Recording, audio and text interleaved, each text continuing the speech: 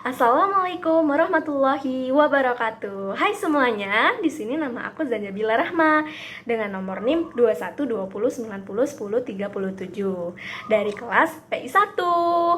Di sini aku akan menjelaskan mengenai pemaparan materi penerapan kode etik dasar yang harus dimiliki oleh seorang mahasiswa psikologi yang akan berprofesi di bidang psikologi dong tentunya. Video singkat ini akan dijelaskan menggunakan metode animasi. Singkat saja bagaimana penerapannya itu. Langsung saja ke videonya.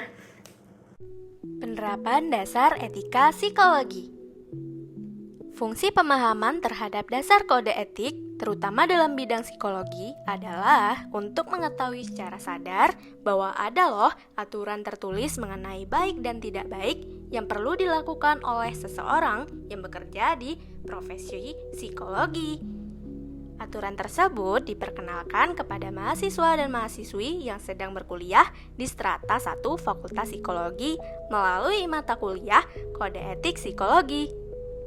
Lalu, bagaimana sih sikap kita sobat agar dapat menerapkan etika dasar psikologi selaku mahasiswa Fakultas Psikologi UIN Raden Fatah Palembang? Untuk menerapkan dasar etika tersebut, kita perlu mempelajari kode etik psikologi. Kode etik psikologi merupakan ketentuan tertulis yang berisi nilai-nilai yang menjadi pegangan teguh bagi seluruh psikolog dan ilmuwan psikologi dalam menjalankan aktivitas profesinya, guna mewujudkan kehidupan masyarakat yang lebih sejahtera atau disebut dengan well-being.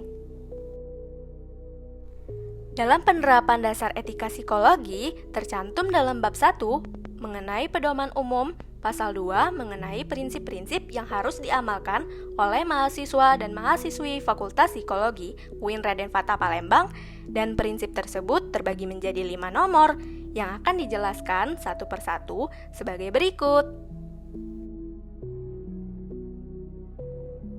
Prinsip pertama mengenai penghormatan pada harkat martabat manusia. Yang dimaksudkan pada prinsip 1 ini ialah selaku mahasiswa Fakultas Psikologi yang berprofesi di bidang psikologi nantinya, individu diajarkan untuk bersikap menghargai, mendengarkan, serta menerima apapun yang klien ceritakan. Prinsip ini menjunjung tinggi kerahasiaan atas kejujuran yang klien berikan kepada kita.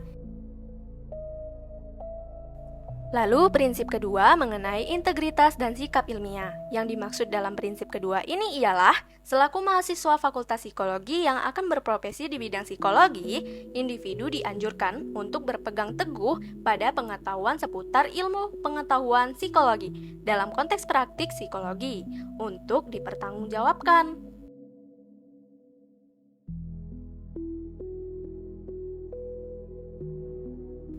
Prinsip ketiga mengenai profesionalisme. Maksud dari prinsip ketiga ini ialah selaku mahasiswa Fakultas Psikologi yang akan berprofesi di bidang psikologi, individu dianjurkan untuk bertanggung jawab terhadap layanan yang diberikan, bersikap objektif karena menyadari bahwa hubungan yang dibina antar klien didasari oleh rasa kepercayaan.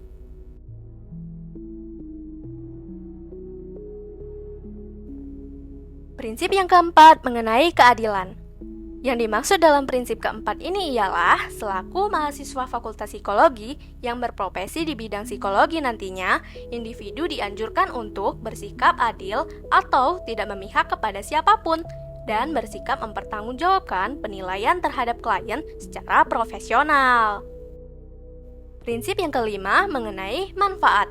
Yang dimaksud dalam prinsip kelima ini ialah selaku mahasiswa Fakultas Psikologi yang akan berprofesi di bidang psikologi, individu dianjurkan untuk berusaha membina hubungan baik antar klien dengan hasil penilaian yang jujur dan bersikap untuk mensejahterakan klien tanpa menimbulkan konflik. Bravo Psikologi! Jadilah mahasiswa dan mahasiswi Fakultas Psikologi UIN Raden Fatah Palembang yang menjunjung tinggi prinsip profesionalisme ya sobat, dengan menolak sikap korupsi di lingkungan psikologi dan menerapkan budaya bersih. Terima kasih sudah menonton videoku, semoga harimu selalu berwarna. Dadah!